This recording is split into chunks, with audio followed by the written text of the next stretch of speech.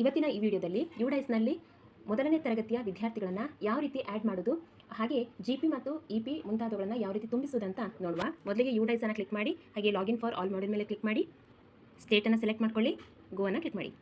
Next page ಈ ರೀತಿ ಇರುತ್ತೆ. ಸ್ಟೂಡೆಂಟ್ ಮಾಡ್ಯೂಲ್ ಮೇಲೆ ಕ್ಲಿಕ್ ಮಾಡಿ, ಯೂಸರ್ ID ಮತ್ತು ಪಾಸ್ವರ್ಡನ್ನು ಹಾಕಿ ಕ್ಯಾಪ್ಚವನ್ನು ಎಂಟ್ರಿ ಮಾಡಿ. ನೆಕ್ಸ್ಟ್ ಪೇಜ್ ಈ ರೀತಿ ಇರುತ್ತೆ. 2026-27 ಅಕಾಡೆಮಿಕ್ ಇಯರ್ ಅನ್ನು ಸೆಲೆಕ್ಟ್ ಮಾಡಿ. ನಿಮಗೆ ನಿಮ್ಮ ಶಾಲೆಯಲ್ಲಿರುವಂತಹ ಕ್ಲಾಸ್ ವೈಸ್ ವಿದ್ಯಾರ್ಥಿಗಳ ನಂಬರ್ ಶೋ ಆಗುತ್ತೆ. ಈಗ ಫಸ್ಟ್ ಸ್ಟ್ಯಾಂಡರ್ಡ್ ಅನ್ನು ಸೆಲೆಕ್ಟ್ ಮಾಡ್ಕೊಳ್ಳಿ. ನಿಮಗೆ ಇಲ್ಲಿ ಹೊಸದಾದ ವಿದ್ಯಾರ್ಥಿಗಳನ್ನು ಸೇರಿಸುವುದಿದ್ರೆ ಆ್ಯಡ್ ಸ್ಟೂಡೆಂಟ್ ಮೇಲೆ ಕ್ಲಿಕ್ ಮಾಡಿ.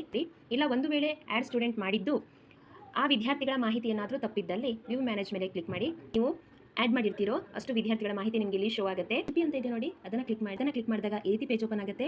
ಅಲ್ಲಿರುವಂಥ ಎಲ್ಲ ಡೀಟೇಲ್ಸ್ಗಳನ್ನು ಸರಿಯಾಗಿ ತುಂಬಿ ಸೇವ್ ಕೊಟ್ಟಾಗ ನಿಮ್ಮ GP ಕಂಪ್ಲೀಟ್ ಆಗುತ್ತೆ.